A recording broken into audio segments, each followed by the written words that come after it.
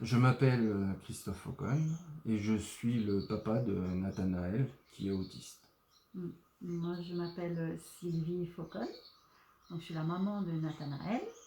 Notre combat, c'est de faire comprendre aux gens qu'un enfant autiste, un enfant à problème, on ne peut pas lui imposer le masque Tout de suite, comme ça. en claquant des doigts. Le médecin du CMP avait diagnostiqué un autisme. Pas sévère, mais un début d'autisme. On ne sait pas le degré et on doit le faire diagnostiquer donc à Reims pour savoir à quel degré il est, savoir quel autisme exactement qu'il a exactement. Il n'aime pas qu'on lui touche les cheveux.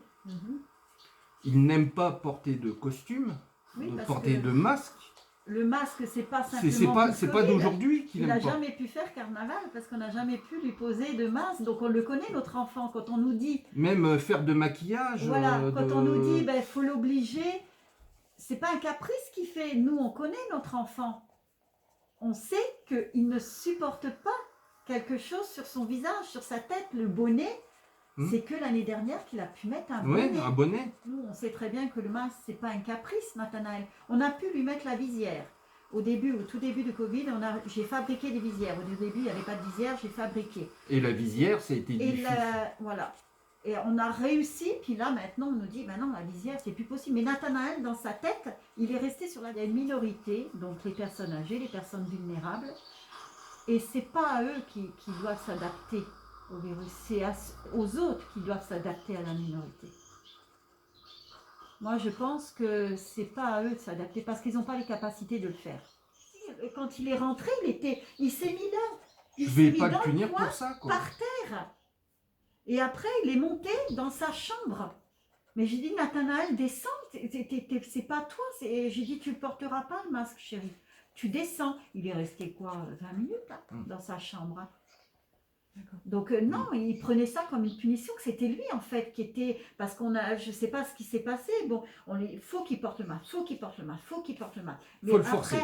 Faut le forcer. Mais on écoute l'enfant quand même quand que ce soit Nathanaël, il n'y a pas besoin d'avoir un handicap parce que même des enfants qui n'ont pas d'handicap, je suis sûre qu'ils ont le même comportement. Certains enfants ont le même comportement que Nathanaël. Il n'y a pas besoin d'être handicapé. Vous devez respecter la loi, mais le côté humain. Il n'y en a plus. Il n'y en a plus. On oublie que des personnes à travers ça, il y a des souffrances. Et là aujourd'hui, moi en tant que maman, je me dis que, vous avez vu, ils instaurent quand même une autre peur parce que en fait, je me dis, s'il y a un cas Covid, comme Nathanaël est le seul enfant qui ne va pas porter le masque, je me dis, est-ce qu'on ne va pas dire c'est lui? Parce que si vous regardez sur les masques, 98%. Il reste 2%. Donc, c'est pas fiable à 100%. On peut attraper le virus même avec le masque. Donc, après, comme c'est Nathanaël, alors je me dis, vous voyez, on rentre dans une autre peur. Donc là, mon mari, il était même prêt à les tester. J'avais appelé le taxi pour lui dire, ben, c'est bon, vous pouvez revenir, il reprend pour le confinement. Ça y est, c'est terminé, tout ça. Et j'ai dû le rappeler le lendemain pour lui dire, ben non, finalement, vous ne venez pas parce que c'est ATTP. Mais je suis très en colère, très, très en colère.